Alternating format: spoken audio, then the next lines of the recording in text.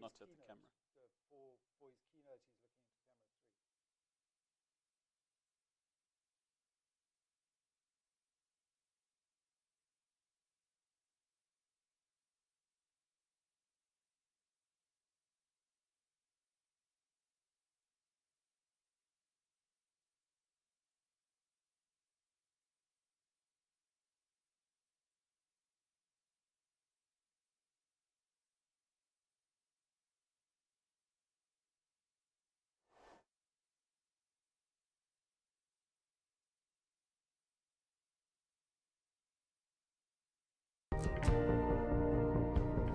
South Africa's healthcare system is under tremendous strain. Patients wait for hours, some traveling hundreds of kilometers, in the hope of seeing a doctor. At the same time, over 800 qualified young doctors stand ready to help, yet they are unemployed. That's why Profmed created Finder, a platform that connects graduate doctors with practices with locum needs. Through Finder, you'll find meaningful work opportunities with practices eager for your talent. To kickstart your journey, Profmed is offering a special incentive. The first 100 doctors to sign up will receive 6 months of free medical aid with Profmed. Finder offers more than just jobs. It's a movement to improve healthcare access and empower young doctors. If you're ready to make a difference, join Finder today and be part of South Africa's healthcare solution. Finder, your journey begins here. Together, let's shape the future of healthcare in South Africa. Finder by Profmed. Finder.doctor. Medical aid for professionals. Well, good afternoon and welcome to the special broadcast brought to you by Profmed in partnership with Business Day TV. I'm Michael Avery, and today we gather at a really pivotal moment in South Africa's policy history to unpack the debate around national health insurance and its promise of universal healthcare. Now, the NHI Act has been signed, the ink is dry, but the country is certainly far from settled.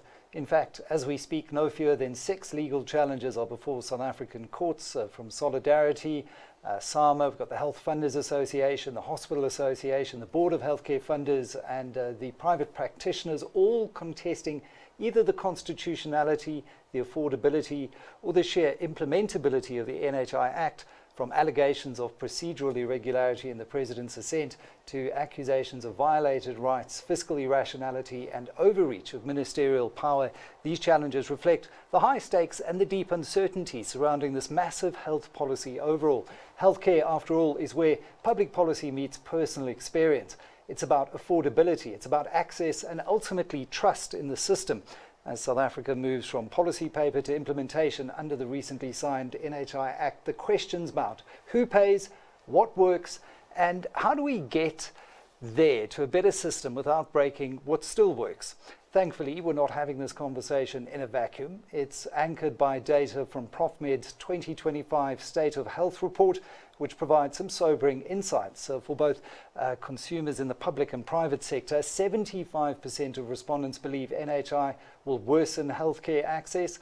Over 62% of medical aid users have had to pay out of pocket for benefits not covered, and 60% have little or no confidence in the public health system. And yet the cost of private care is fast becoming unaffordable. Caught in the crossfire, patients, doctors and funders all asking the same question: is there a better path to universal healthcare? That's really the heart of today's discussion, and we begin with someone who spent years fighting for a more transparent and more sustainable system.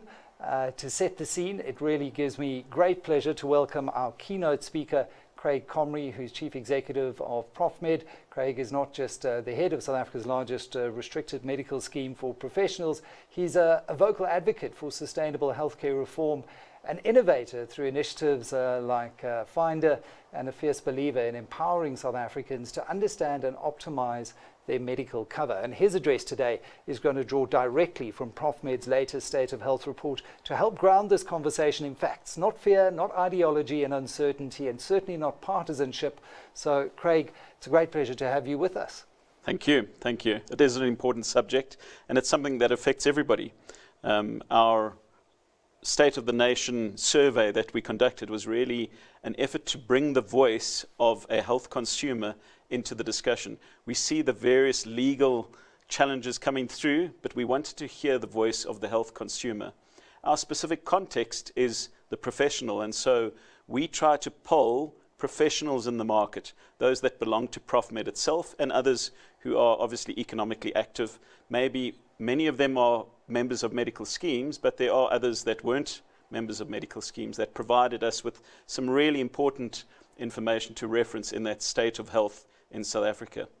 The first interesting comment that we had back from the survey was in fact that 70% of those individuals indicated they were on average too satisfied with the healthcare system. And the number's an interesting one because it points towards another index that's actually the World Health Organizational Index on universal healthcare coverage. Not a lot of people know, but that index indicates that South Africa is on the 70% mark as well. So very similar to the feedback we're getting from our professional healthcare consumers as well. And so what that means is that there's still room to improve. And I gather that's where the economic and the healthcare reform debates have actually started, to try and find how do we make a leap forward in terms of improvement of healthcare for everybody who consumes health in South Africa. So the survey points to a few things, and what we did is to make sure that we approached it in a neutral fashion. And so we asked people what did they feel about the quality of healthcare in South Africa, and that was the 70% that were satisfied.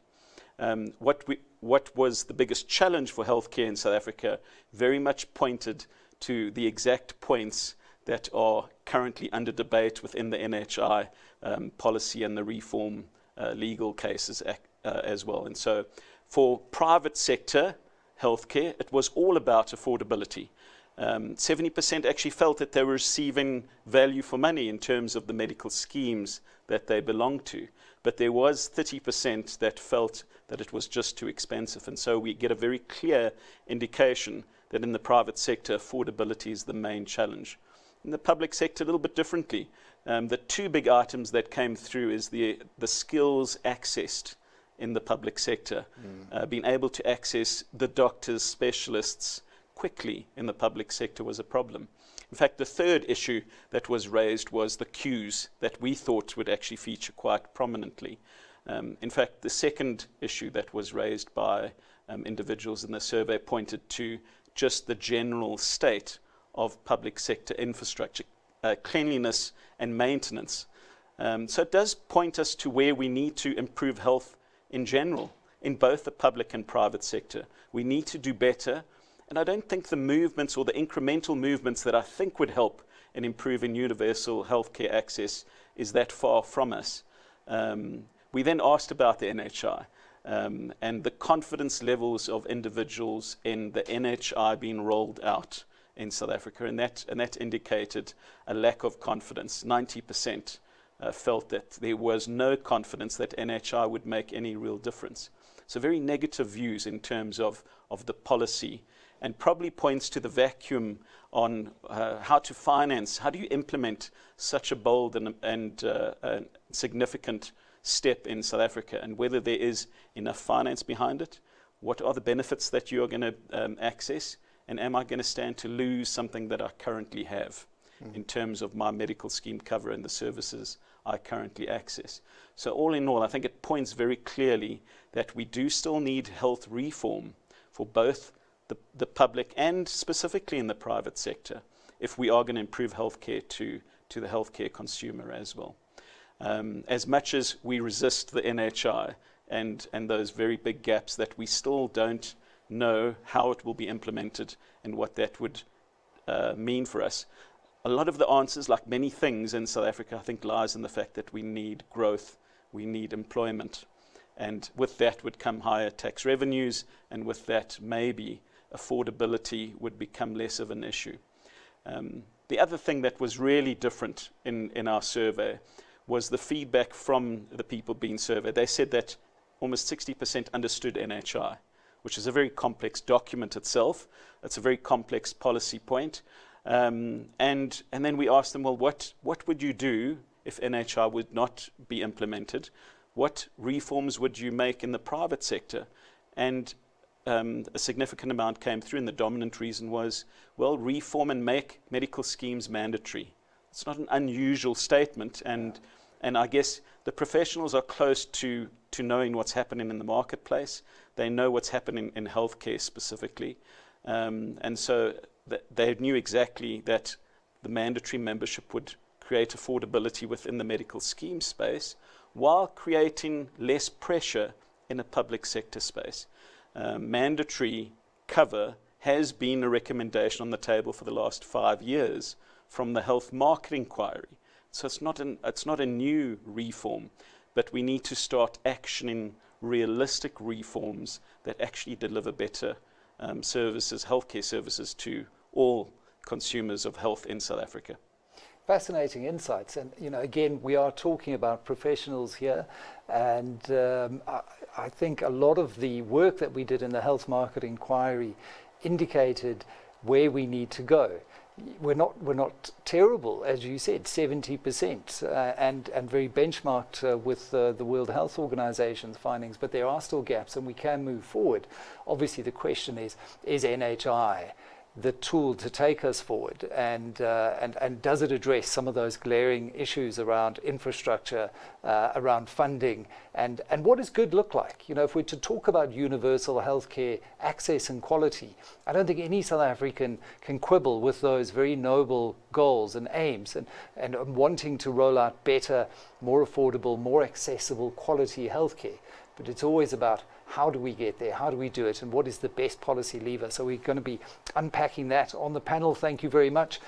Just to wrap up this first session, that was Craig Comrie, who gave us some insights into the recent research that was undertaken by Profmed of its members, asking what they thought. The data gives us a powerful baseline for today's conversation. We're going to be joined by a stellar panel shortly, leaders across finance, healthcare and policy, to debate the future of healthcare reform in South Africa. So please don't go anywhere. We'll be back with you in a couple of minutes. South Africa's healthcare system is under tremendous strain. Patients wait for hours, some traveling hundreds of kilometers, in the hope of seeing a doctor. At the same time, over 800 qualified young doctors stand ready to help. Yet, they are unemployed. That's why Profmed created Finder, a platform that connects graduate doctors with practices with locum needs. Through Finder, you'll find meaningful work opportunities with practices eager for your talent. To kickstart your journey, Profmed is offering a special incentive. The first 100 doctors to sign up will receive 6 months of free medical aid with Profmed. Finder offers more than just jobs. It's a movement to improve healthcare access and empower young doctors. If you're ready to make a difference, join Finder today and be part of South Africa's healthcare solution. Finder, your journey begins here. Together, let's shape the future of healthcare in South Africa. Finder by Profmed. Finder.doctor. Medical aid for professionals. South Africa's healthcare system is under tremendous strain. Patients wait for hours, some traveling hundreds of kilometers, in the hope of seeing a doctor. At the same time, over 800 qualified young doctors stand ready to help. Yet, they are unemployed. That's why Profmed created Finder, a platform that connects graduate doctors with practices with locum needs. Through Finder, you'll find meaningful work opportunities with practices eager for your talent. To kickstart your journey, Profmed is offering a special incentive.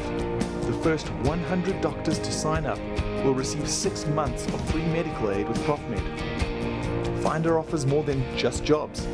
It's a movement to improve healthcare access and empower young doctors. If you're ready to make a difference, join Finder today and be part of South Africa's healthcare solution. Finder, your journey begins here. Together, let's shape the future of healthcare in South Africa. Finder by Profmed. Finder.doctor. Medical aid for professionals. South Africa's healthcare system is under tremendous strain. Patients wait for hours, some traveling hundreds of kilometers, in the hope of seeing a doctor. At the same time, over 800 qualified young doctors stand ready to help, yet they are unemployed. That's why Profmed created Finder, a platform that connects graduate doctors with practices with locum needs. Through Finder, you'll find meaningful work opportunities with practices eager for your talent. To kickstart your journey, Profmed is offering a special incentive. The first 100 doctors to sign up will receive 6 months of free medical aid with Profmed. Finder offers more than just jobs. It's a movement to improve healthcare access and empower young doctors. If you're ready to make a difference, join Finder today and be part of South Africa's healthcare solution. Finder, your journey begins here. Together, let's shape the future of healthcare in South Africa. Finder by Profmed. Finder.doctor. Medical aid for professionals. South Africa's healthcare system is under tremendous strain. Patients wait for hours, some traveling hundreds of kilometers, in the hope of seeing a doctor. At the same time, over 800 qualified young doctors stand ready to help, yet they are unemployed. That's why Profmed created Finder, a platform that connects graduate doctors with practices with locum needs. Through Finder, you'll find meaningful work opportunities with practices eager for your talent. To kickstart your journey, Profmed is offering a special incentive. The first 100 doctors to sign up will receive 6 months of free medical aid with Profmed. Finder offers more than just jobs. It's a movement to improve healthcare access and empower young doctors. If you're ready to make a difference, join Finder today and be part of South Africa's healthcare solution. Finder, your journey begins here. Together, let's shape the future of healthcare in South Africa. Finder by Profmed. Finder.doctor. Medical aid for professionals. South Africa's healthcare system is under tremendous strain. Patients wait for hours, some traveling hundreds of kilometers, in the hope of seeing a doctor. At the same time, over 800 qualified young doctors stand ready to help, yet they are unemployed. That's why Profmed created Finder, a platform that connects graduate doctors with practices with locum needs. Through Finder, you'll find meaningful work opportunities with practices eager for your talent. To kickstart your journey, Profmed is offering a special incentive. The first 100 doctors to sign up will receive 6 months of free medical aid with Profmed. Finder offers more than just jobs. It's a movement to improve healthcare access and empower young doctors. If you're ready to make a difference, join Finder today and be part of South Africa's healthcare solution. Finder, your journey begins here. Together, let's shape the future of healthcare in South Africa. Finder by Profmed. Finder.doctor. Medical aid for professionals.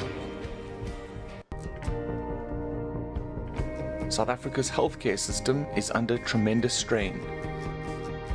Patients wait for hours, some traveling hundreds of kilometers, in the hope of seeing a doctor. At the same time, over 800 qualified young doctors stand ready to help, yet they are unemployed. That's why Profmed created Finder, a platform that connects graduate doctors with practices with locum needs. Through Finder, you'll find meaningful work opportunities with practice.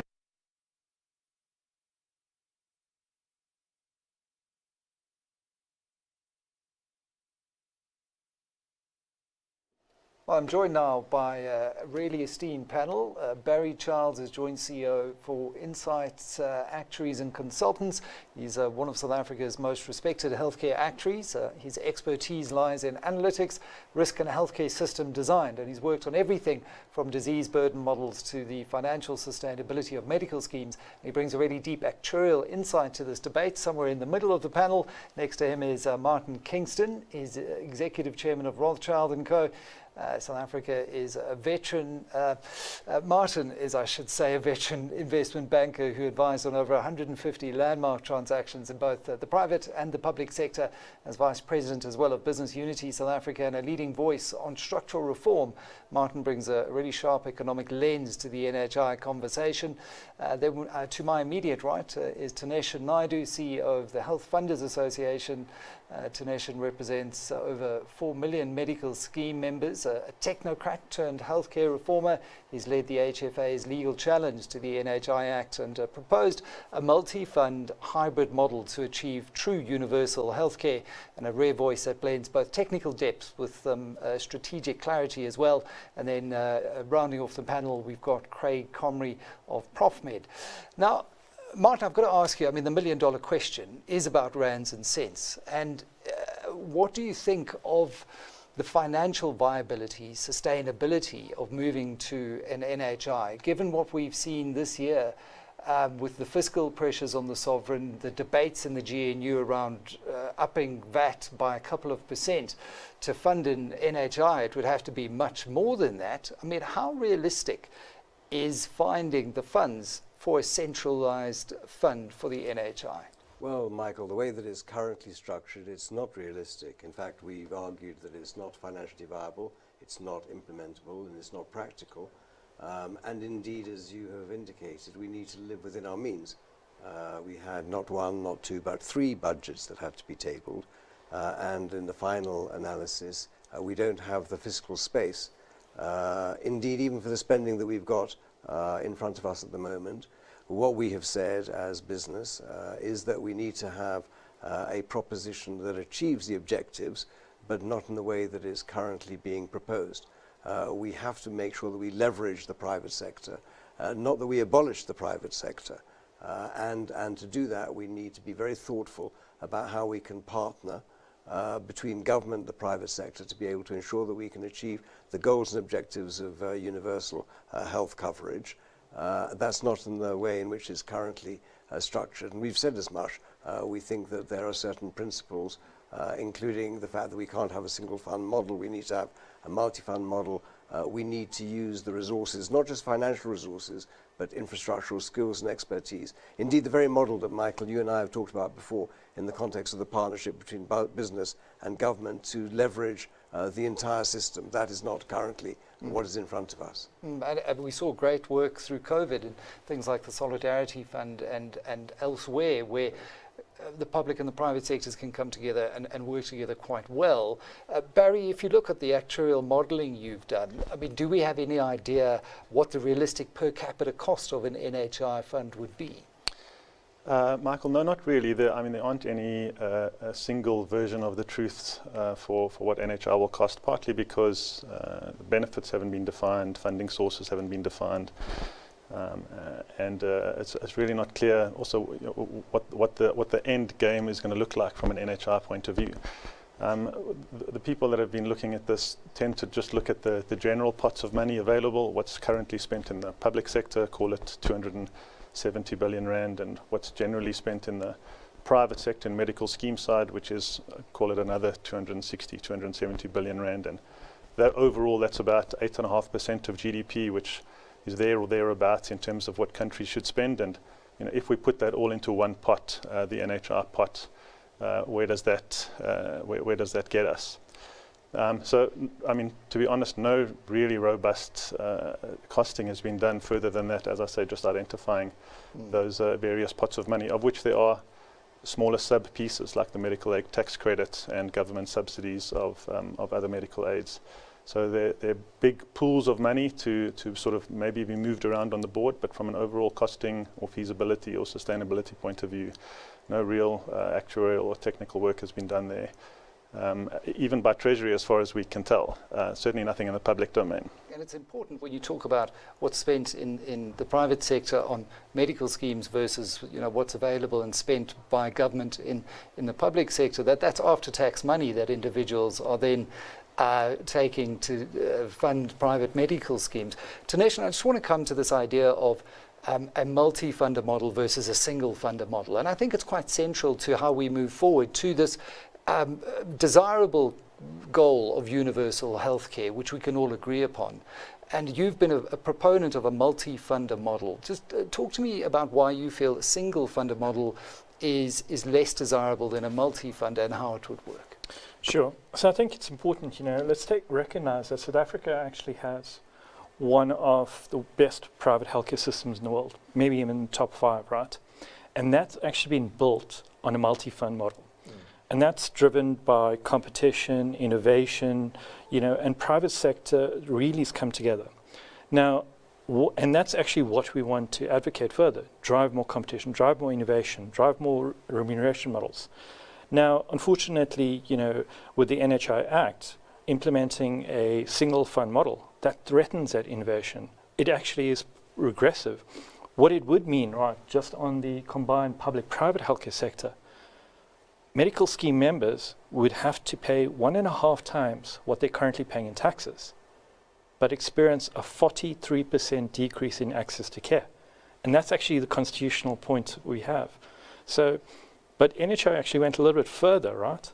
It actually says if we want to, and it's promised, the same level of cover that medical schemes have for all 61 million people, that would take 941 billion rand. And to fund 941 billion rand, it would be more than double what we currently pay in tax. But, just to give an example, right, we talk about VAT. VAT is currently 15%. To fund 941 billion rand, VAT would have to increase from 15% to 36%. It makes conversations around NHI almost feel academic. When you have such a yawning chasm between what the reality is in terms of rands and cents on the ground versus what is practical. Craig, if you look at it, the State of Health report suggests, as we mentioned, that over 75% of people believe NHI will worsen healthcare access. Is this just a failure of communication, or is it a red flag in the design that stands out for you? It is both. It's the fact that NHI is such a complex policy to try and roll out. One thing you absolutely need is the collaboration of the whole industry, whether it's the public or the private sector. The problem is, if you look at the different people in the private sector, the key role players, they are all opposing and have legal cases against NHI. So NHI has sidelined those key stakeholders to participate. We need a space where they can collaborate, not be sidelined in the conversation. And so that for me is the place we have to move to in the future. We have to get to a space where we can collaborate and improve healthcare in a practical way, in an incremental way, something that we know we can fund, something that is realistic and will make a difference in the life of the health consumer tomorrow, not 10, 20, 30 years' time. And also to calibrate expectations, because I worry that expectations are being created that everyone overnight will all of a sudden have access to the same kind of quality of care that is available in the best in the private sector. And quite clearly, looking at the pathways and the referrals without getting into the weeds of the detail, that is very far from the case. Barry, let's talk about solutions here. So what would good look like? How do we progressively realize universal health care and an improvement of access and quality within our financial constraints and means? Our view is that the system needs a convergent redesign. So at the moment, the public and the private sectors are not coherently designed together. They operate almost separately. And for many years, leading up to the 2007-2008 NHI policy trajectory, there was very good research on how the systems would function together, both from a fiscal and provision point of view. The the other problem is that we have to find a way to deal with the inequity, which is this massive difference in per capita spending and access to resources between the public and the private sector, and that is one of the key challenges. Our health system reflects the imbalance in our economy overall. So how do we do that? The public sector needs some more money and needs to spend that money better. The private sector doesn't need more money, but it does need to spend the money better. And so how do we design that system together? We used to talk about mandatory membership of medical schemes if you were earning above a certain income, but that ship has sailed. We don't think that would fly from a policy point of view now.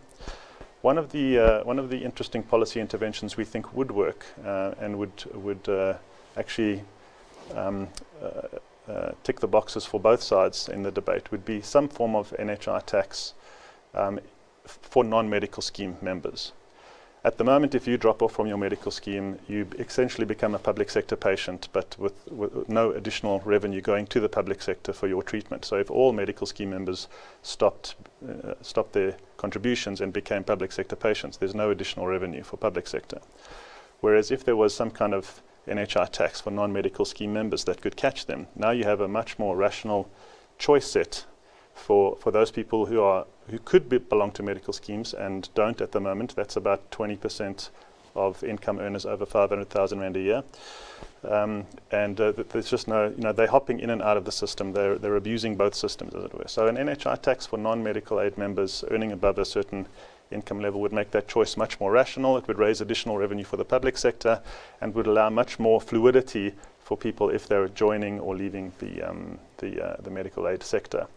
But that is a multi-fund model. That's not what the NHI says. So it's a difficult to get that policy suggestion. And it provides a nice incentive to improve the public sector, to attract 100%, absolutely. More. It becomes much more competitive. Yeah. Yeah.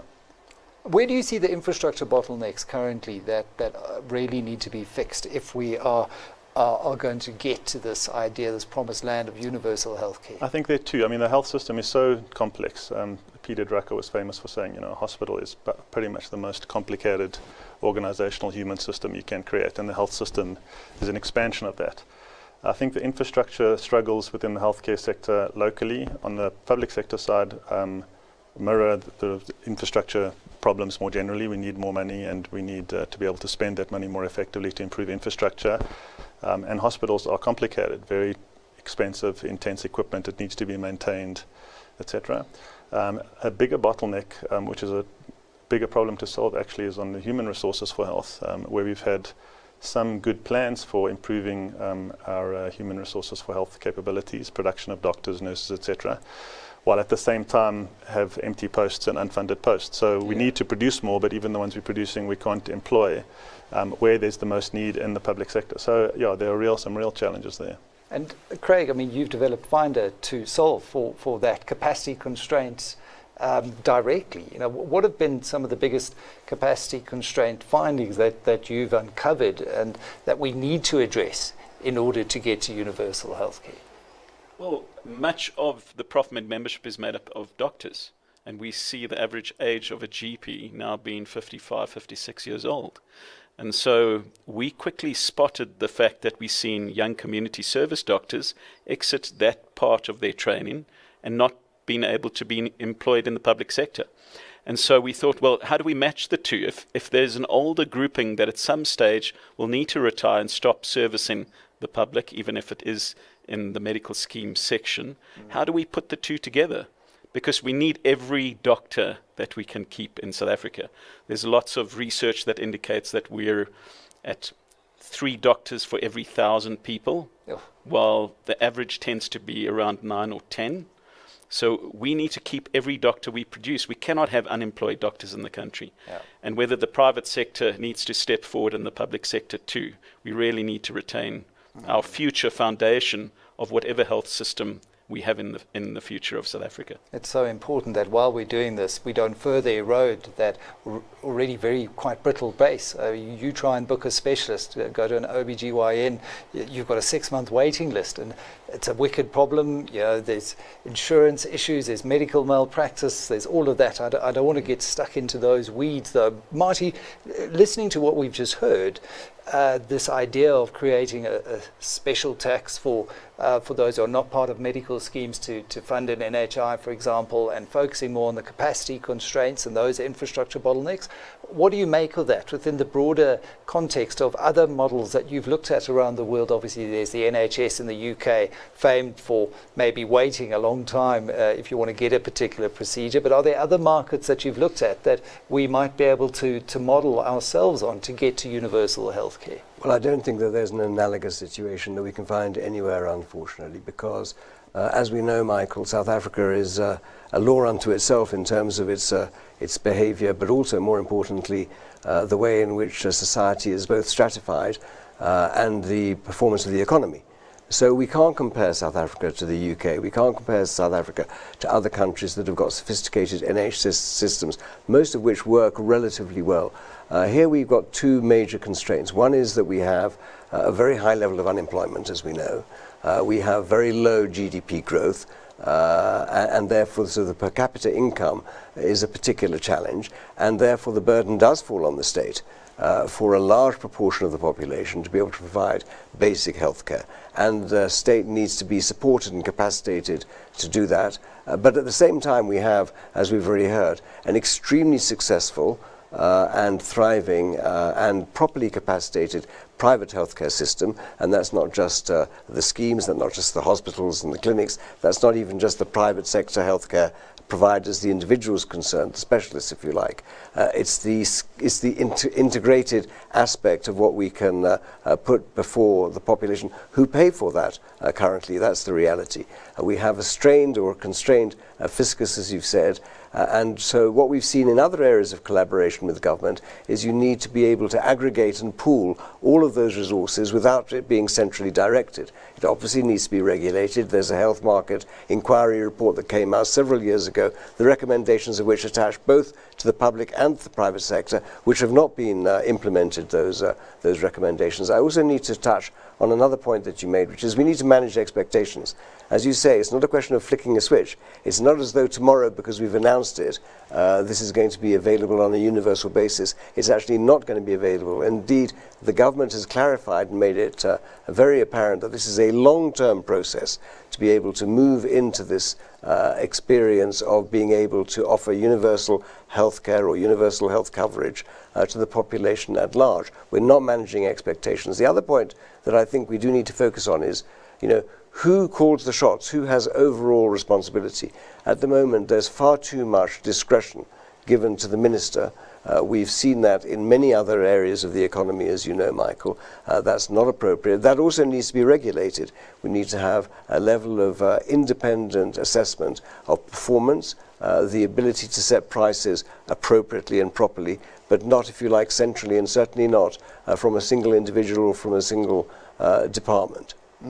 There is, again, this great tendency towards greater centralization, a greater ministerial power through legislation, not just in the healthcare sector, but throughout the economy. From a systems engineering perspective, Tanesh, how do we ensure continuity of care during this transition? Because what concerns me as a user of healthcare is when I see specialists and private practitioners and GPs saying, well, we're uncertain, so we don't even know if we're going to stay. We might go and look for friendlier climes in Canada or New Zealand, for example. That really concerns me. How do we ensure that we find each other and we don't chase away the scarce skills that we have currently? Sure. I think, firstly, it is actually a real risk. South Africa actually has, some of the world's best trained private healthcare professionals, and they're easily poached. And we're not just competing locally between public and private, we're competing on a global scale. And even through our research, we actually, to achieve NHI, we need to double the number of GPs, we need to triple the number of specialists. So one of the things we have to do is invest in training capacity, invest in possibly new medical schools, enable private sector to train, professionals to come through it. The other important thing, and this is fundamentally across it, we need public-private collaboration. And that is a common theme across the globe, where successful UHC has actually improved. Public and private work together to unbottle those bottlenecks for us. So, what does that look like in practice? If you were to say public-private collaboration, are you saying if there's excess bed capacity in a private facility, you start referring public sector patients through pathways into those beds, so you're efficiently utilizing the capacity that you've got? What does it look like? Sure, and I think you've actually touched on a great example here. Is we do know the public sector is already currently overburdened. We've seen about it, the long queues, etc. There is capacity in the private sector. So, but it has to be done in an appropriate fee contract services. Great example is, cancer, radiation, for example. There was a backlog of 3,000 patients in Gauteng. And firstly, it was a failure of being able to find money to service them in the private sector. Once the money happened, the contracting failed. And that's because, there's possibly not negotiation skills. But the private sector could have actually treated those 3,000 patients. Unfortunately, bureaucracy and admin and all of that has stalled that. And we need to actually unclog that, because at the end of the day, we're talking about patients' lives here.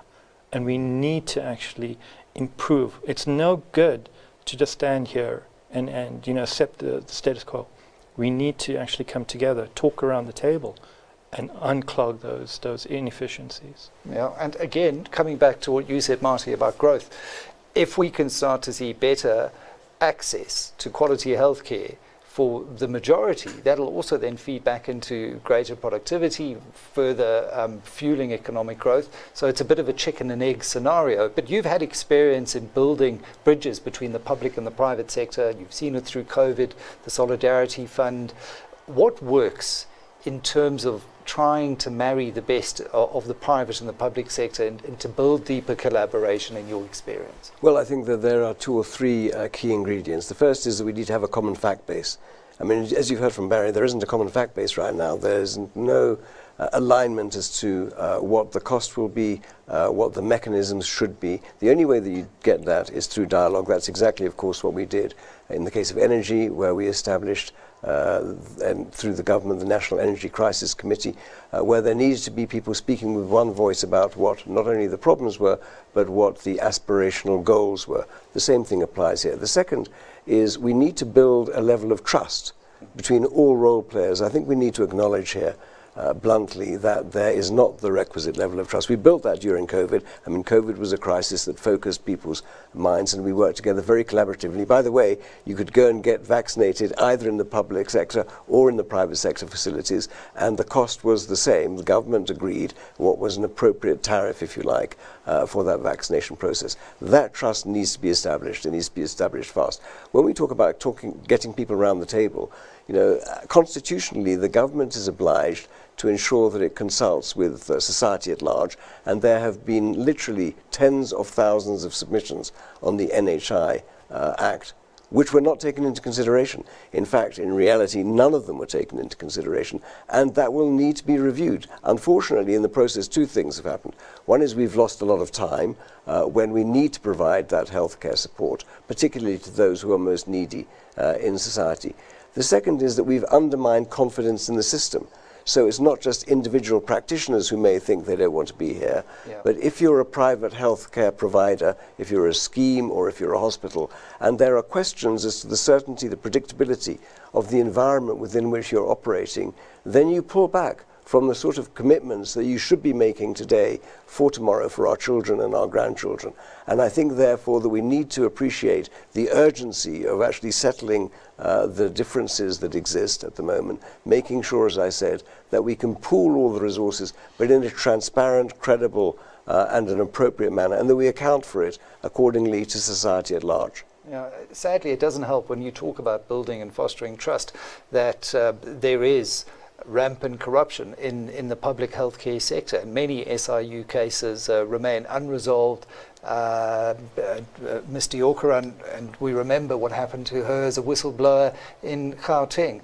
These do remain critical barriers. One hopes maybe that in the national dialogue that the President has announced that we'll be able to find space to continue trying to find each other around these particular issues. I want to come back, though, Barry, and talk about the context that we find in South Africa. And it's a context that I think in East Africa they're very familiar with in trying to design systems around informal or part-time or gig economy work, where people jump in and out of more formal employment and are so less likely to take up a contractual kind of medical scheme arrangement. Should we be thinking about how we design for our own context in the way we start to build out solutions?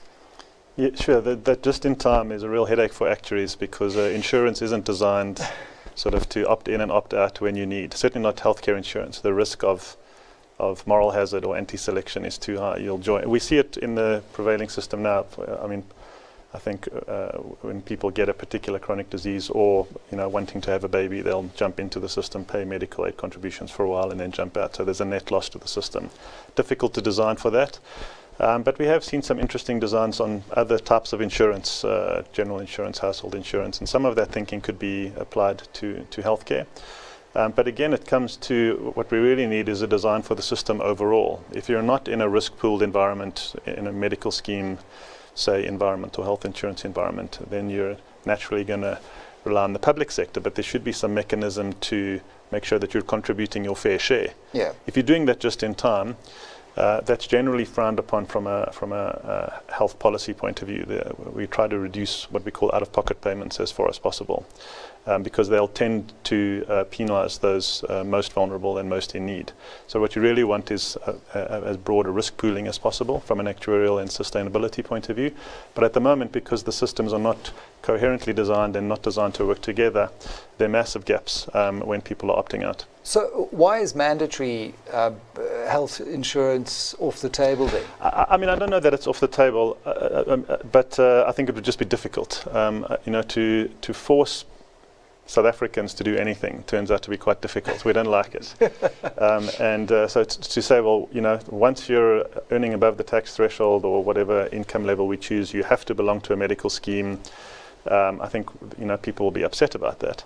That said, some employers do that. So, many employers have it's obligatory, once you're employed to belong to a medical scheme. So there is precedent for it, but at a national level to make it mandatory, I think it will be difficult, not impossible. Chatterig, I think is the term for it. Craig, what are your thoughts? Could we convince South Africans that this isn't asking you to pay for a nice tolled freeway in Gauteng? This is your healthcare, and ultimately we all care very deeply about our healthcare. How do we do this?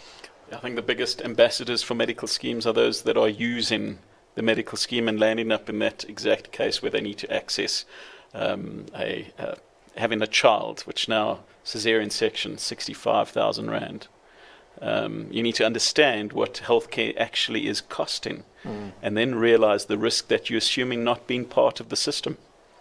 You have to educate people about what it costs and what care they may forego when they need it the most. Tanesha, if you look at this, should we be exploring mandatory cover? Is it something that distracts us again, and we don't have time to waste? To Martin's point. Sure. So I think if you look at South Africa's system, we employed social solidarity principles, and back in the days, and the missing bucket was actually mandatory membership. Now, if you look at various, in fact, insights, if we had mandatory membership, we would probably be 20% cheaper today, maybe more than that in terms of what current membership.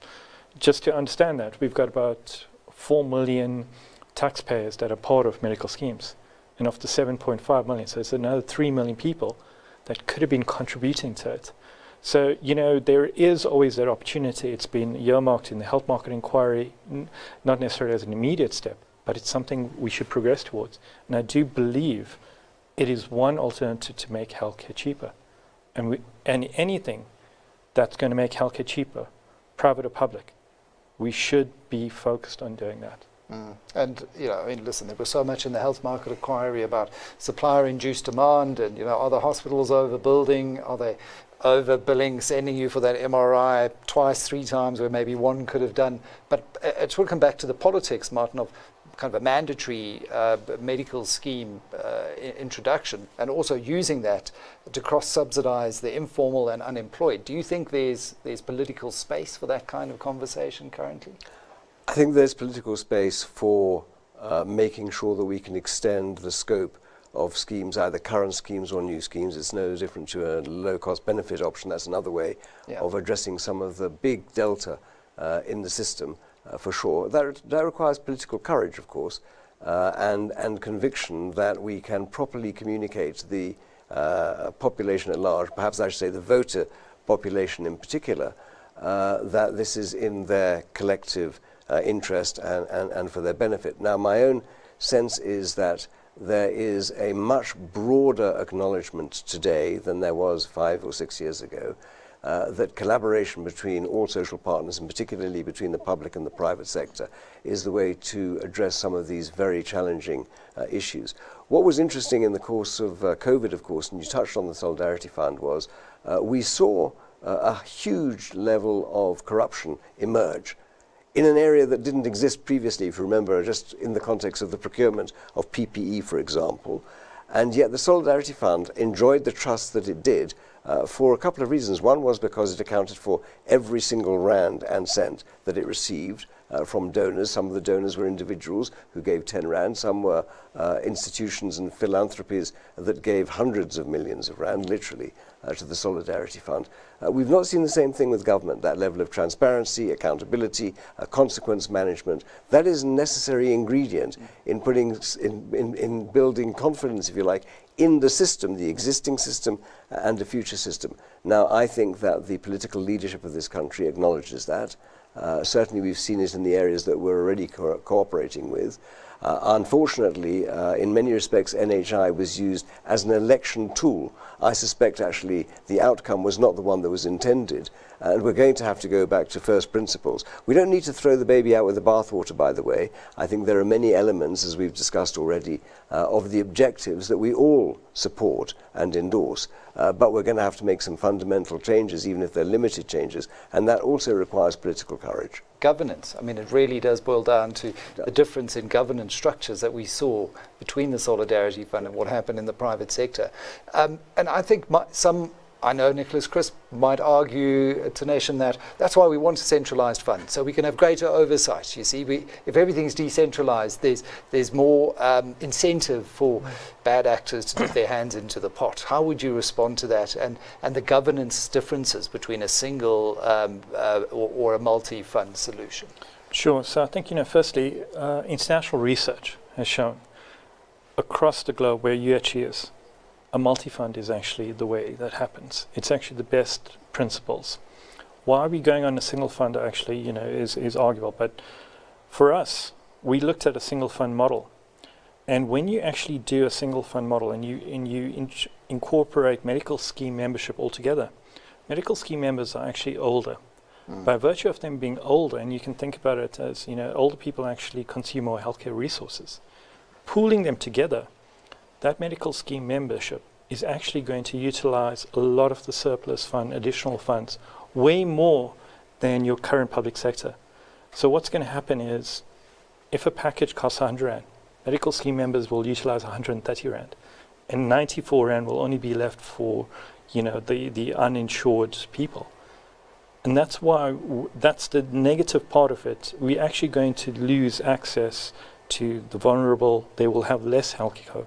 And that's why supplementary cover, multi-fund model, takes that risk pool out of it and then leaves more money in the NHI fund for the vulnerable. You can get more healthcare out of that. What is the role of medical aids under the NHI? And just maybe you can talk to me about how they're currently being regulated. We know you've got prescribed minimum benefits. The least cost benefit option regulations are still outstanding, and so you've got the insurers coming in and offering much cheaper solutions, and you've got the medical schemes fighting with one arm tied behind their backs. Thanks, and I think latching on that, right? I think so. Medical schemes operate under the Medical Schemes Act under 3 principles. So one is open enrollment, so anyone can join. There's no kind of discrimination. Community rating. So you've got to charge the same price whether you're healthy or unhealthy. And the third one is PMB packages, and that's about 300 healthcare conditions that have got to be covered for. And the price of that, right, is roughly north of 1,500. So you can't go under that because you've got to cover that by law. Health insurers have an exemption from this. So very much, they can risk rate you, so they can charge the price based on your health status or age. They can refuse you cover, right? And then, quite importantly, they don't have to cover 300 conditions. They can only cover 10 conditions. And as a result, they can offer prices below 1,000 Rand. Now, this is where the issue is, right? We as HFA, as medical schemes, we've been advocating, let us be able to compete on the same level, because we believe through low-cost benefit options, we can provide access for an additional 10 million South Africans to private healthcare.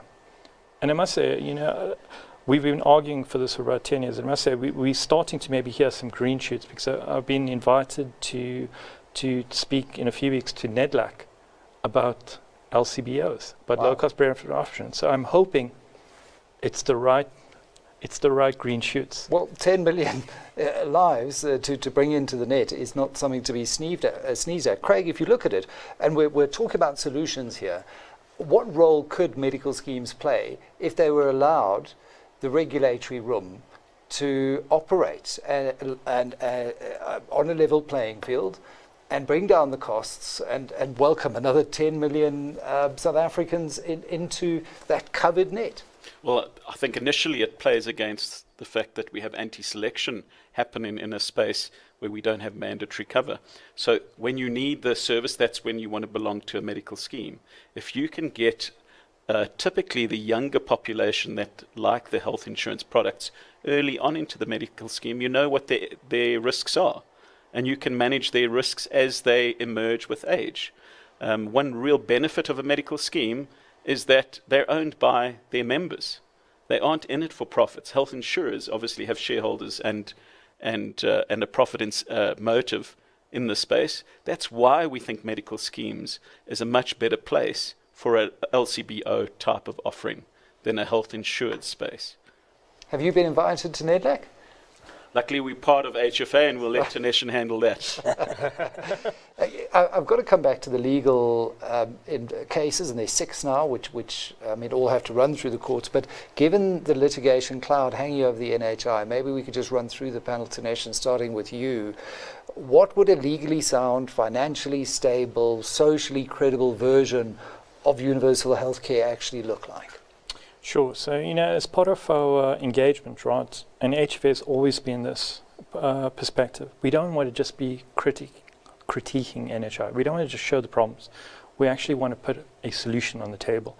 And that was part of our submission. So we proposed what we called a hybrid multi-fund model, which,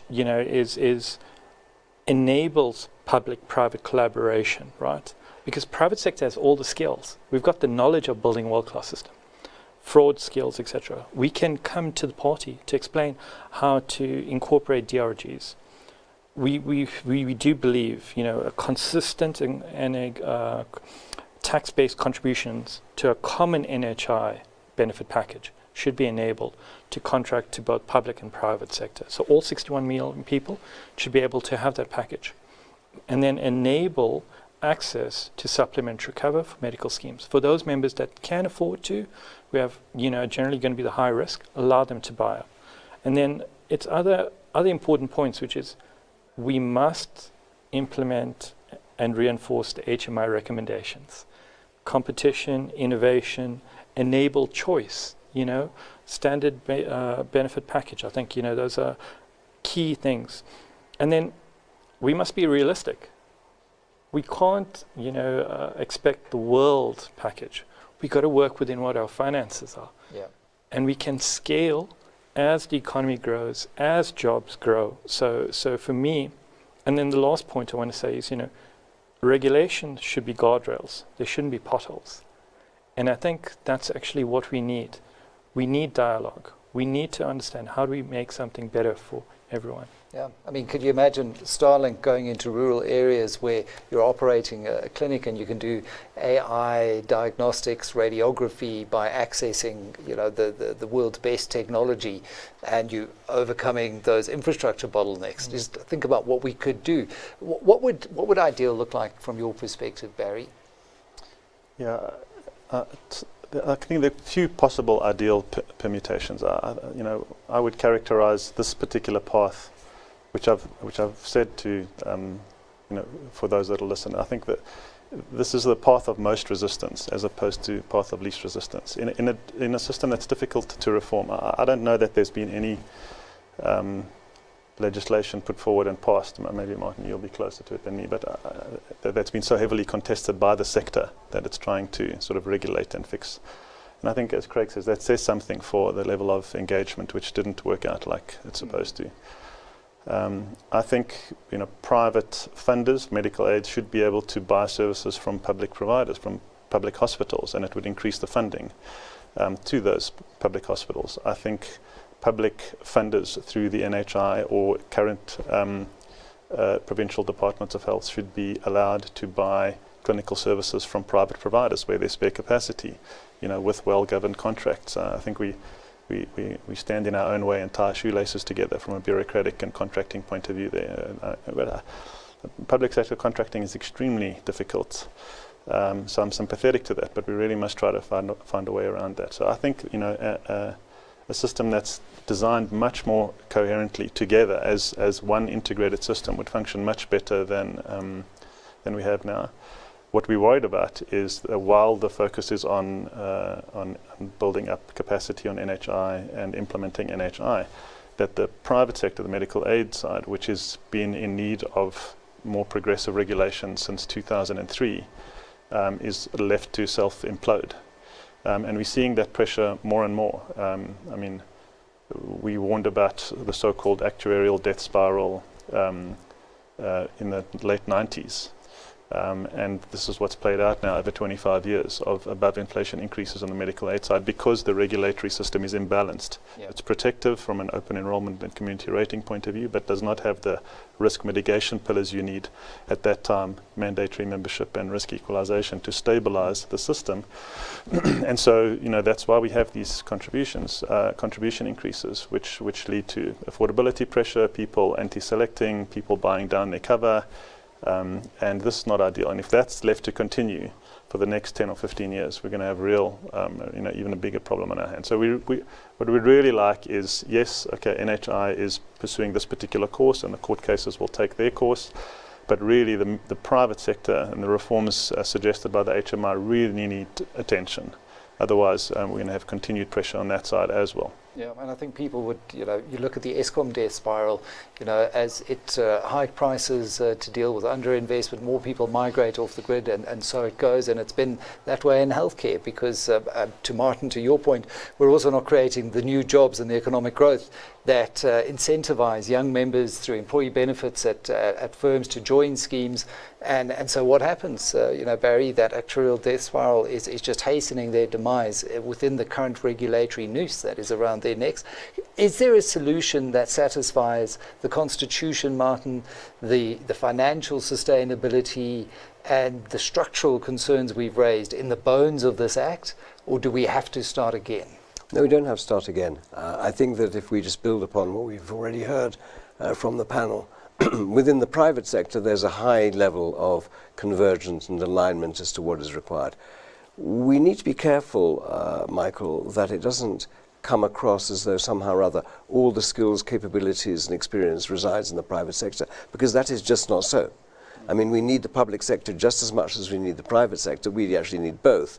We need to be able to, within the ambit of the Constitution, and the Constitution clearly provides for this, by the way, make sure that we address the requirements of the most needy in society, who are not being properly serviced by either the private sector or the public sector. That's the reality at the moment. We need to make sure that it's appropriately regulated, that there's competition in the system. What we've heard, and I think it is also very, very, very true, is that we haven't implemented the results of an HMI, a health market inquiry, which identified very significant issues that could be easily addressed, both in the public, by the way, and in the private sector. We need to ensure that we are clear about what our objectives are and we get buy-in from society at large. Here we haven't got buy-in from society at large. The consequences of the legal processes underway, by the way, is that we will paralyze the system completely, both the existing system and what we want to achieve into the future. We can ill afford that in the current environment. And as you said, Michael, when we've got not even anemic growth, I would have to say, almost zero growth in the system, that's the worst possible set of circumstances that can apply. We've got to be able to drive economic growth, not just in the areas where we're partnering with government at the moment, which obviously are clear bottlenecks, whether it's energy, transport and logistics, crime and corruption, as you know, the impact on unemployment and in particular the youth. But we've got to ensure that we can offer the best possible healthcare to all concerned. So we have said as business that we actually don't think that we should throw, as I said, the baby out with the bathwater. We think that there are some fundamental principles that absolutely should be retained from the NHI Act, but we need to make sure that we can address some critical flaws. The role of medical schemes is an absolutely fundamental flaw in the system. The taxing authority and who has responsibility for there's only one department or arm of government that has the ability to raise taxes. That is National Treasury. Okay, National Treasury has made its position clear already on NHI. It has allocated no funds of any significance whatsoever towards this. We need to understand how much it will cost and where that funding will be applied, what the model will be going forwards needs to be interrogated, and as I said, it needs to be interrogated as a matter of urgency, because Rome is literally burning at the moment. People are dying because we're not able to afford them the healthcare that is required, and we could do so with some limited changes to the existing legislation, but it won't be as it is currently constituted. And we're not even talking about the withdrawal of PEPFAR funding and other We haven't even gone there, exactly so. In our HIV/AIDS Precisely so. fight as well. Craig, I'm going to end off with you just on this round of questioning on what good would look like before we go to some questions that we're getting from the online audience. So there are quite a few, so I'd like to get stuck into them. But for you, and where you're sitting as the head of Profmed, what would this ideal outcome look like given what we're presented with? Yeah, I'd like to return back to the health consumer themselves. I mean, our research initially comes from the professional themselves. We often underestimate the attractiveness of the global markets to the professionals, and it does affect everybody. A professional on average employs 8 to 10 people. That's the average. If you want to improve employment, we need more professionals. We need to retain them. A worrying stat for Profmed over the last 5 years is that out of 10 professionals that leave Profmed, 3 are immigrating. It's the number one reason professionals leave Profmed. It is because the overseas markets are attractive. It is also because we haven't got a sufficient value proposition to retain them in South Africa. And part of that value proposition is that a professional has access to healthcare, proper healthcare. And that's what we need to correct. We need to make sure that not just for the professional, but for every South African, we work on the value proposition for health. Perhaps a national health dialogue is what we actually need. And we need to get away from the legal cases. I think that's going to change the trust dynamics, and it's going to be difficult to get a national dialogue on health and something that delivers quickly and doesn't leave the consumer behind and the voice of the consumer out of the dialogue. And I know there's a lot of dialogue fatigue out there, and if we were world champions, not just in rugby, it would probably be in dialoguing as well. But this is an area we have to find each other on, and paralysis through lawfare is a lose-lose scenario. So I think that is absolutely key. Some questions from our audience, and Tanesha, maybe if you could weigh in on this. If NHI is delayed or derailed, what is the plan B for achieving universal healthcare in South Africa? Sure. So, I mean, remember, NHI is a funding mechanism. It's actually about finances. What we really need to do is actually improve healthcare system. So that is really what we can do even today, is strengthen primary healthcare. So prevention is better than cure, making sure people get checks, right? Cancer is actually going to be, read in articles, the next HIV thing. The way to stop cancer is actually screening, getting sure you get the diagnosis soon. So improving that. The OHSC, Office of Health Standards Compliance, right? Has recently come out and said, 1 in 3 facilities in the public sector do not meet compliance. Now, surely that's something we need to focus on and improving those facilities. And that's not just about NHI, that's about actually today. And then other things, is the training around it. So we don't have to wait for NHI to happen. There are things on the ground we can actually improve today. Because those facilities wouldn't be able to contract with the NHI fund even if it were to go into implementation. Barry, I don't know if you want to add on to that, but there's another question that's come back to the finances and how our proposed funding model for NHI compares to what you've seen globally in terms of global best practice. Global best practice is very tricky from a healthcare financing point of view. All we would know is that we wouldn't want to follow the US example, really, of 18% of GDP. But in other more mature systems, some are national, with one big central fund, and some are multi-fund. And they perform comparatively the same from both a funding and an outcomes point of view. One of the best systems in the world is the Dutch system, and it's a multi-fund model, of which there are many examples. It's really how the public and private funding fit together that differs by country. I think in our fiscally constrained environment, any system is going to be under financial strain. If we had not had the sort of 15 years of zero growth now, we'd have a 50% larger economy, 25% more jobs. And in fact, if you do the math back of the envelope, the public health system would have as much money right now almost as if we combined public and private anyway. If we had just stayed on the growth curve of the rest of the world, just been average, then we would have been in a much better place. But in terms of design, multi-funder, single-funder, there's not one best model. It's really ideologically driven. And most of the guidance actually from the WHO and the like is to recognize where you're starting from and move on from there. If you read social security literature, for a country like South Africa with high income disparity, high Gini coefficient, high unemployment, the general thinking is those that can afford to look after themselves in a risk-pooled kind of way should do that. And the government, through taxes, should be looking after the vulnerable. And we have lots of the vulnerable. But generally speaking, for our level of economic development and particularly income dynamics, a more acceptable international design would usually be, as I say, sort of the wealthier to look after themselves and contribute heavily into the tax pool. I think the numbers are 70 or 80%, the same people contributing into the general tax pool for benefits they don't use. That would be. But the ideologies are different. So some people think that you need one fund so that there's central control. You can bring prices right down, which will also have effects, by the way. That's where a lot of the arguments are at an ideological level. Power, no, certainly that's where Nicholas Crisp seems to think some of the great benefits of this design of a single fund will be found. It does come back down to growth, Martin, doesn't it? I mean, that's a very stark stat that the government, the public sector budget would be just as large now if we had growth over the last 15 years. In fact, we have gone backwards, not even growing at population growth rates. So it is about getting growth going again.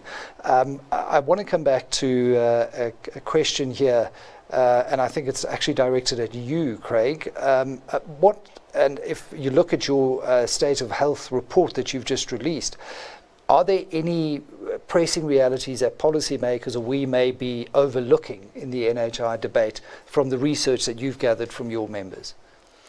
I think the one point that does come through is that we need better management of health services itself, whether in the public or even in the private space. So mandatory membership was a reform that most chose in terms of how to improve healthcare in the private sector. But the other point across both public and private is that we need better leadership and management of the healthcare service. Are we seeing that kind of leadership come through with the government of national unity in what you've seen so far? Or are we seeing ideological interests still holding sway? I think at the moment the ideological interests are certainly dominant in terms of who is the Minister of Health. and trying to achieve the National Health Act's intentions, which was signed just before the GNU came into being. But I do think there's a long-term realism that is hitting, and probably will hit quite carefully when we start hearing the Minister of Finance, when we start hearing how difficult it is to grow the economy, how difficult it is to raise the tax revenue that we need to finance healthcare. And Martin, coming back to you, one of our online audience wants to know about PEPFAR and whether or not we've thought through the Business for South Africa initiative or others of ways to help plug what is quite clearly a gap. And do we know how big that gap is? Yeah, so PEPFAR is a very interesting situation, Michael, because of course we didn't see it coming. South Africa, in fact, is the only country in the world that's had an executive order all to itself. A very negative executive order, as we know, and one of the consequences of that was the cessation of USAID support and PEPFAR funding, which is about 17% of the budget, about 7 billion rand in respect of HIV and AIDS, specifically and particularly. Obviously, the private sector can't step up to fill that gap. There are multiple demands on the private sector, not just in terms of financial capital, but human capital as well. And that's why we're directing it, as we have been, to the areas that we're focusing on in the partnership with government. Having said that, we have reached out to the Minister of Health. We've said that we're happy to see how we can collaborate and cooperate.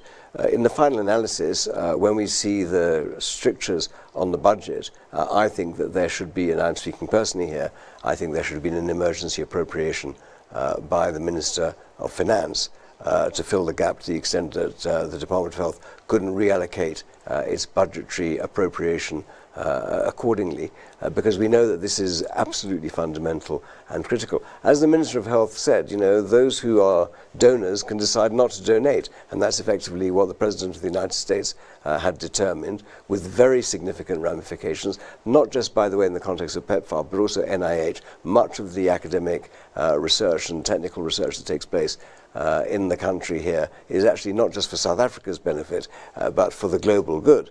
And that is also dissipated. So my own feeling is that actually we need to think very pragmatically and cautiously about where we place our limited rands. And obviously healthcare needs to be at the front of the queue, but then it needs to be done in a responsible and accountable manner. People don't have trust at the moment in the system. You've mentioned this yourself, Michael, that there is responsible spending for every rand and cent that's in the system. We need to do that if we're going to build trust, and equally we need to do so if we're going to make sure that we can ensure cooperation and collaboration. I just have to say that I am very cautious about yet another dialogue, because in reality the process that the government is supposed to go through in terms of consultation around any piece of legislation such as the NHI Act would by definition extend to that. But then they have to take into consideration, and they have to take account of, I have to say, the inputs that have been made thus far. If that had happened already, we wouldn't be having this debate around this table. I mean, it didn't happen. That was one of the primary concerns I had, and Barry, with the initial NHI process, and when there were public comments and submissions, there were reams and reams of submissions from professionals, from affected stakeholders, and yet we didn't see any of those submissions wind up in the final NHI Act that we received. And that to me feels like we're dealing, you know, on a basis where, regardless of all the debates that we may have, what we're talking about around the table right now is academic. How do we resolve that?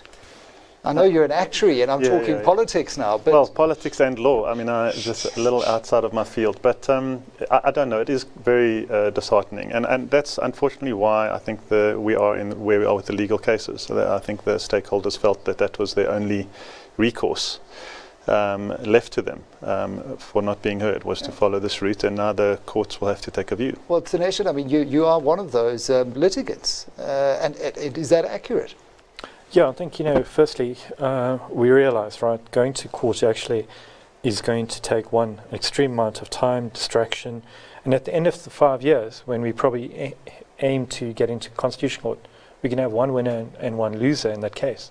But the biggest loser is actually South Africa's healthcare system. The opportunity cost to actually do reform And that's why we have to follow suit with this legal case. We do want to, and hopefully through the BUSA engagement with the president, find an amicable way to actually do healthcare reform. Because at the end of the day, our country is too important for us to be won and lost in a court case. We need to do action. We need to do something now.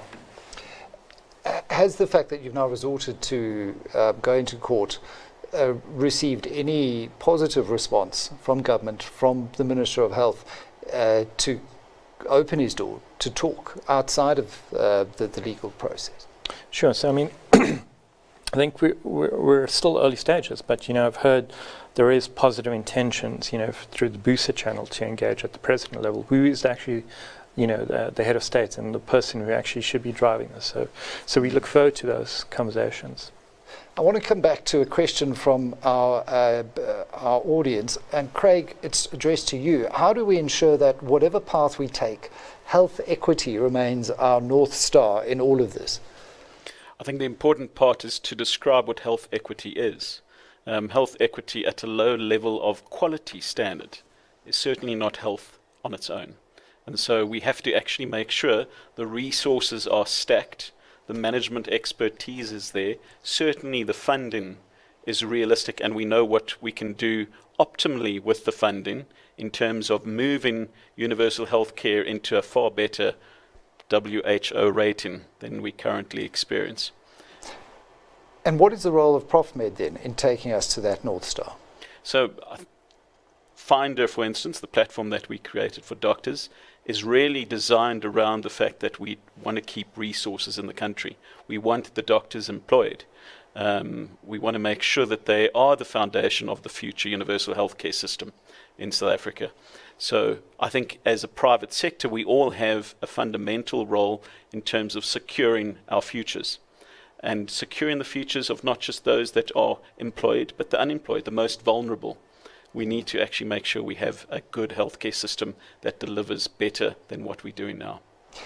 Martin, I want to come back to where we have seen very positive collaboration through Operation Vulindlela, for example, and we're now in OV phase 2. Big component of that is local government and a few other key areas, and ensuring we get the energy reforms and the logistics reforms over the line. But if you were advising the President or Rudy Dex right now, what would your single piece of advice be to help bring parties together, given what we've just discussed? There still seems to be a yawning chasm between the ideologues and the pragmatists around how we can move forward from these positions. Well, Vulindlela, of course, Michael, is predicated upon the need for structural reform. Structural reform to ensure that we can get the economic growth into the system that's required. Because without economic growth, we don't have the fiscal flexibility to address any of these challenges. We know at the moment that at less than 3.5% when we launched phase 2 of the partnership in November of last year, we increased the levels of unemployment.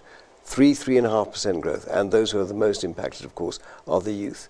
Well, we're so far behind that target that it's just a theoretical proposition at the moment. It cannot afford to be a theoretical proposition.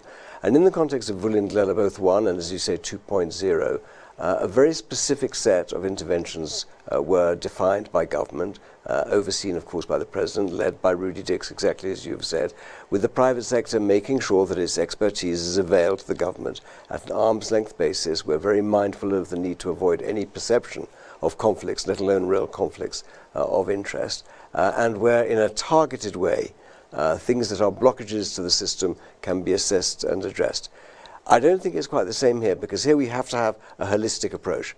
You have to have a holistic approach. As we said already, NHI is fundamentally a funding mechanism, but it's not just a funding mechanism. It's actually ideologically driven in terms of who determines what healthcare is made available to whom, at what basis, and over what period of time, as well as how it is not only provided but funded. Now, I think that there are a limited number of key principles, the same thing applied in Vulindlela, that need to be agreed. Some of them, by the way, are not contentious. Others are. That is exactly what has been, if you like, the underpin of the approach that BUSA, for and on behalf of business, has adopted. It's not in the public domain, but many of the interventions and the suggestions that have been made around this table find their way into that proposal. The matter sits currently with the President. We have every reason to believe that he is considering how best to move forward under the circumstances, because as we've all said, it cannot be in the national interest to have gridlocked paralysis effectively, because if we have gridlock paralysis, we're going to achieve the worst of all worlds rather than the best of all worlds. And the clock is ticking, as we were saying earlier on, Michael. I want to come back, Barry, to the health market inquiry. A lot of effort, time, resources were spent on producing some really excellent recommendations, outcomes and research. So if we implemented just some of the HMI recommendations, like proper oversight, a supply-side regulator and value-based contracting, how far would that get us to universal healthcare? It would make some progress. I mean, I would say there are large-scale interventions at a system level, and then there are more market-fixing interventions that make the market function better and greater competition, innovation, emphasis on quality, for example. The bigger changes required are the harder ones. You know, a risk equalization mechanism, some dealing with the anti-selection problem through mandatory membership or some other kind of mechanism. Those are difficult to achieve, but that's where you have the best bang for buck, because that fixes structural flaws in the regulatory paradigm and system that we have at the moment. Those you would get, there would be big and quick wins if you could achieve them. Getting the market to work better, emphasizing quality of care measurement, transparency, a supply side regulator, better ways to negotiate, some collective bargaining for the smaller actors in the system. That would improve competitiveness in the system, and over time would slow down this spiral, this above inflation that we see in the medical aid contribution. So we can't look at these things as in 1 year windows. As I say, we have the benefit now of looking back over 25 years and seeing all the early warnings that we were worried about. And unfortunately, many of them have panned out, and we really must try to avoid falling into the trap for the next 10 or 15 or 25 years. I want to come back to the funding so you've got a system whereby if you choose private medical care, you don't have to pay an additional NHI tax, but if you choose not to, then you've got an NHI tax that you've got to pay. Have you done any research as to what level that might be at and how that might increase the tax burden on a particular individual? Yeah, we've done some work. Actually, a colleague and myself presented at the Actuarial Society Convention. We presented a presentation on this, outlining some of the scenarios. It's quite hard to peg a particular figure, but just to spitball a number, a 4% income tax for those above the tax threshold that are not medical aid members would yield about 30 to 35 extra billion rand in revenue, which is about the same as the medical tax credit.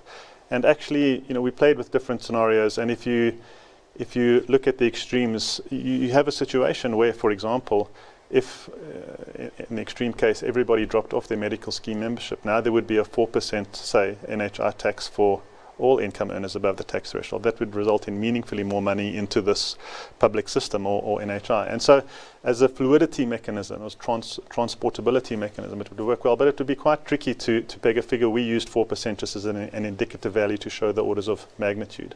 I should say Treasury don't particularly like earmarked taxes, so that would be a one hurdle to overcome. It gives, it puts more inflexibility in the budget for them to allocate funds. But I mean, there's a lot of precedent internationally for social security taxes, particularly, and healthcare taxes, as an example. Yeah, we saw that whole debate around the Gauteng Freeway Improvement Project around why we couldn't just use a fuel levy to pay for this, because it doesn't like ring fencing taxes for purpose. It's an ideological issue more than a technical issue. It doesn't stop us from revisiting it and for this purpose saying, right, there's a way of doing this. If you were to look at the two paths of one journey kind of scenario, Tanesh, I mean, the HMI envisioned a reformed, a better regulated private sector that could partner with the public system, and that partnership is key. Should we be seeing the NHI and the health market inquiry as two tracks on the same journey, or is government ignoring one to force the other? Sure. So I think the NHI actually came out before the final publication of the health market inquiry, right? So the health market inquiry had sight of what the NHI paper was. And it actually, it didn't say change, whatever is in the private sector. It actually suggested a lot of progressive steps on the private sector, and it actually saw a pathway for that within the NHI. I think somewhere along the line, ideologically, we've diverted or diverged from that kind of unison page, and where I think NHI is kind of seen as the de facto solution going forward. And that's clearly not, the way we see it. It's not a sustainable way we view it going forward. So ideally, HMI has come up with some good recommendations that are still relevant to today. There's a question from the audience here. If you could wave a magic wand tomorrow, and if I could wave one, we'd have another World Cup in the rugby. But implement 3 of the HMI's proposals today, what would they be, and how would that help us take real steps towards universal healthcare? Sure. So I think, firstly, risk adjustment mechanism, RAMS. So that will mean, currently, unfortunately, because of medical schemes compete on young lives. Young lives, less claims, more surplus generation. And that's unfortunately what the problem is. Risk adjustment metrics will take that out. It'll equalize the playing field. It's what we've got in Australia, New Zealand, etc. That will automatically bring competition around products and innovation on design of benefits. And I think that's number one. Number two, I think, the supply side regulator, in terms of how we engage I think one of the evils is fee for service. We pay, based on how many visits you go. We shouldn't be paying for visits. We should be paying for outcomes. When you go to somebody, you actually want to know you're getting better. And that's actually what we should be. And that's one of the things. Move away from fee for service, move towards value-based care. Yeah. And pay for the outcome of getting help. So you're not incentivizing repeat visits? Absolutely, and I think that is one of the biggest, and most challenging, I think, obstacles we have to overcome. We are making, inroads towards that, but I think there's still a large chasm. So I think that's my top 2, and there's. I think, let me stop at those top 2. I think there's a few others as well, but. There is a follow-up, and maybe Craig, if you could pick up on this one. Could a hybrid model that blends the HMI's market reforms with a phased public funding rollout be more maybe politically and financially feasible, given our constraints? Yeah, I always think maybe it's the accounting background, but I always think you have to know what your budget is. So I think that creates a framework in terms of determining what benefits you can actually offer. And I'd work from that perspective. But the issue that I have is that the bill leaves so many things uncertain still. The extent of benefits, the reimbursement rates, all of that is to be determined later. How does that impact the affordability of the NHI and the provision of this grand dream if we don't even know what we're talking about? I think that is the gap and the vacuum in the bill, is that it's not very clear, and without the clarity, we don't have any realistic understanding of the role of medical schemes, the role of a healthcare practitioner. What is their role? What does the reimbursement look like? Are they going to receive less? Are they going to work more? These are fundamental parts. Without knowing what benefits you have or what you're offering and what they're going to be priced at and whether you can actually pay, I think maybe the distrust between a government or a centrally controlled purse in terms of funding those services, even to a private practitioner, is going to be a real issue in terms of how we see doctors remain in the country, how we see doctors feel valued in the country. And that is a big component in this whole, before I move on from that point, Craig, a big, almost missing component in that you're talking, and Barry mentioned, it's probably amongst all the sectors where you're trying to implement, legislate, reform, the biggest pushback, and your key stakeholders are exactly those, your doctors and nurses that certainly haven't bought into this. What were some of the insights that you drew from the research about the primary reasons for their unhappiness with the NHI? Did you ask that question? I think it's the general feeling that they may be fully employed by NHI. Right. Will they be able to have a choice of having private work? If 90% of your income is generated only by NHI, do you really have a negotiating space to negotiate reasonable fees? Or are you going to be grouped? And there's part of the structure that talks about cups, which basically says if you're in a specific area as a healthcare provider, would you look after these 1,000 people? And we'll pay you for the 1,000 people, but they could access you 10 times as much as you think they're going to access you. So the volumes is a real issue. And does an individual practitioner have then the ability to negotiate something that looks fair with a centralized, powerful, single payer? And I think a lot of the constitutional challenges are around that issue of choice. Barry, coming back to reimbursement rates, do we have any idea about how reimbursement rates will be determined, given what information has been shared around that area? And do you believe they could and will adequately cover provider costs, given what we know? So, as Craig says, there's quite a bit of missing information there, which, to be fair, would be difficult to put in an act. You would expect some of those to be in regulation.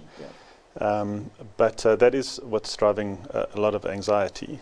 There is a fair bit of work going on behind the scenes, from what we can tell, on the reimbursement models spoken about in the NHI Act, things like capitation and fixed fee reimbursement for hospital cases as opposed to global budget. So there's some activity there. It's a long road. These are complicated things to build up. You need data, you need expertise, you need capacity. And you need some clarity on what benefits are going to be funded within those reimbursement structures. So there is some work going on there from what we know, but it's yet to really sort of come above the line and be made public. Which again, the uncertainty and the causes anxiety. Whether or not the price points will cover what current private sector providers, whether they're institutional or professional, would like to charge, I think is probably, if you have to put your finger on the most anxious point amongst private sector providers, that's it. Because the rhetoric in the NHI is very much about lowering cost so that there can be higher access. But it goes to some of the detail in the court cases that unless the input cost base could be dramatically lowered, a much lower price point, whether it's for doctors or hospitals, would put them underwater. And so, how will that work? And so, if you have a monopsony purchaser, does it undermine supply, which would do the exact opposite of what you want to do in terms of increasing access? So there's a lot of complexity there still to be developed, and we wait to see the detail that'll come out. But it is a sore point of anxiety for the provider side of the market. Yeah, and we've got, and to get into the weeds a little bit, Tanesh, clause, I think 38.6 requires private service providers to procure from suppliers that are chosen by the fund. What impact might this have on competition and the freedom of private service providers to conduct their business? Sure. So it's quite an actual important point, right? If you are not part of the NHI fund, right, can you actually contract outside? Can actually, medical schemes use them? And that is part of the kind of clarity that's needed. And that's actually what's causing tension, right? Uncertainty causes tension. And this act is, leaves too many gaping holes. And fundamentally, what we are tinkering with, right, is actual people's salaries. And you don't know, are you going to be better off, worse off? And those are the anxieties that exist amongst providers. So that particular clause, is to be defined, I think. You did release some really good research by Genesis Analytics, and I think its modelling is kind of central to your argument. Can you explain to us what the modelling revealed about the affordability of the NHI? And I think coming back right to the very beginning of our conversation. Sure. So what we looked at is firstly, the NHI Act actually, and what government has promised, that every single 61 million person, every one of 61 million people will receive the same or better equivalent cover that you receive in medical schemes. So what Genesis Analytics did and said, after 45.5% savings efficiencies that they suggested that could theoretically be achieved, it would come, the bill would come to 941 billion rand for NHI per year, right? And that's based on 22 months. To afford that, it would mean that personal income tax would have to increase by double. It would mean that current members, or current taxpayers, which we only have 7.4 million taxpayers in the country, would experience a decrease in take-home pay between 12% and 36%. So that means you're donating between 1 and 3 paychecks towards NHI. And then importantly, besides that, I mentioned the VAT is 15 to 36% increase if we just use VAT. But on top of it, you need 286,000 additional healthcare providers to be able to afford that. That's just on additional. Additional. We're producing, 3,500 medical graduates a year? Absolutely. So 3,600 medical graduates a year. To become a doctor or a specialist takes between 9 and 13 years. So 286,000 is not something that's achievable in this decade. And then going back to it, so that's just, comprehensive care for all 61 million people. Now, the other, obviously, spark and debate, which is, there's about 532 billion rand currently spent between public and private healthcare sector combined.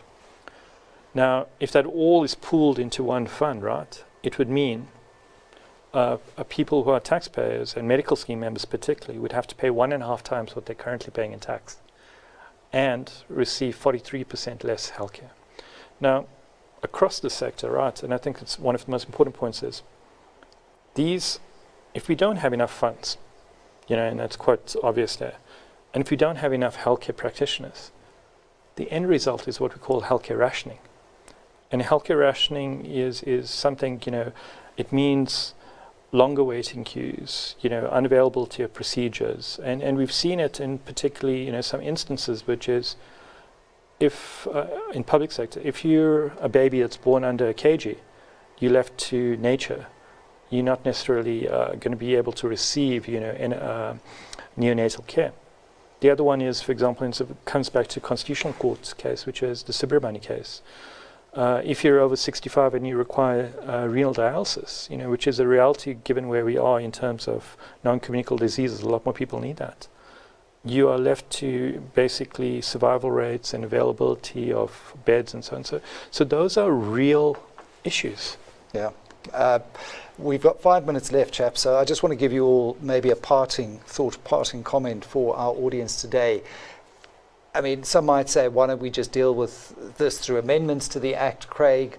But how would you like us to move forward in a constructive way where we try and overcome some of these very difficult challenges? To Barry's earlier point, is probably one of the most difficult systemic things to reform healthcare. Yeah, I think the first thing is we have to remove all the distractions as best we can. If it is the fact that the NHI Act is amended, then we should move forward to do that. If it's retracted or there's a view that the regulations will never come through, then let's start some type of discussion in terms of how do we improve healthcare. I think the problem is we're talking again, if we do start the dialogue, it might take 2 or 3 years to actually get moving, to change how healthcare service is delivered. We actually need this tomorrow. Yeah. There are people that will be affected. There will be people that can't get access to cancer treatment, while there's 20% capacity sitting in the private sector. That's wrong. We need to change the wrong. Yeah, but we can't afford the paralysis either, Martin. So we need to acknowledge that there's a problem. We need to, which I think we all do in terms of the healthcare system in the country, we need to use what aspects of the Act we can currently use, but we need to do it by, as I said, crowding in the resources and the skills that exist, both human and financial capital, in the system, and that is primarily, but not only in the private sector. That's what we've said. I think that is acknowledged by the government, but we need to do it in a manner that can roll it out in a phased way, which doesn't undermine confidence. At the moment, confidence doesn't exist in the system at all. We've got high levels of anxiety, as you've heard, at an individual, institutional, and I would say at a national level, which needs to be addressed as a matter of absolute urgency. I think there is nothing more important right now than dealing with this in a very clear manner and the government demonstrating that it's open not only to dialogue but to inputs, both inputs in terms of the legislation, but more importantly inputs in terms of cooperation and collaboration. I think if ever there was a test of the GNU's ability This will be it. to reform, this must be it, Barry. Correct. Yeah, I'd like to close on two comments. The first one is a little sidestep. When I talk about social determinants of health and a large portion of the vulnerable portion of our healthcare system, I sometimes ask the audience, what would be the one thing we could do in South Africa to improve the health? What would have the most impact? And by far, the answer to that is more jobs. Yeah.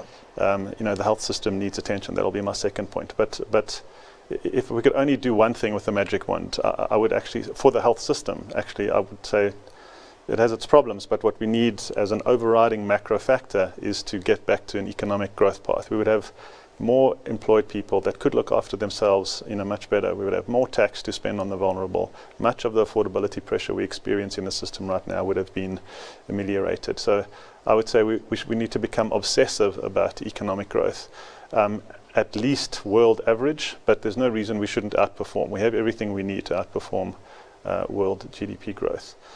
I think that should be taking a disproportionate amount of attention.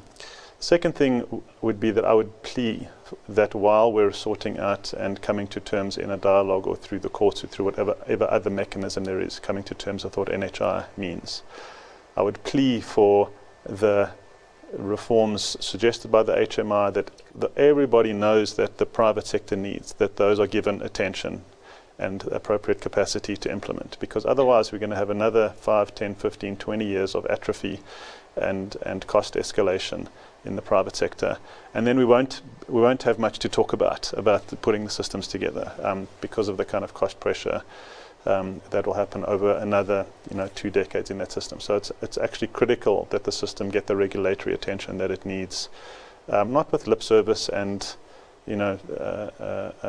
get tied up in sort of these bureaucratic processes, many of which we've been involved in, but real practical reforms that there's not much contention about.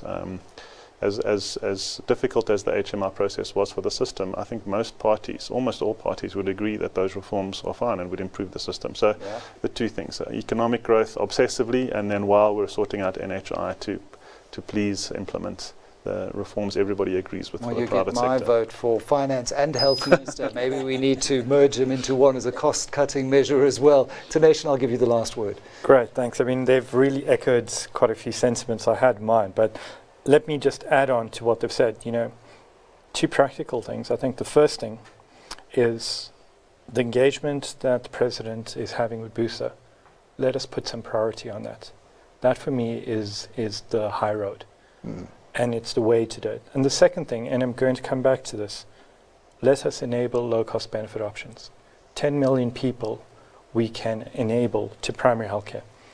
And just to give you an idea, the World Health Care Organization says, if we can sort out primary healthcare, it could add 3.7 years of life by 2030 to low-middle income countries. 3.7 years of life expectancy. Let us sort out LCBOs, let us get primary healthcare, strengthened. And those are my 2 points. And I mean, that really, it sounds so sensible, low-hanging fruit.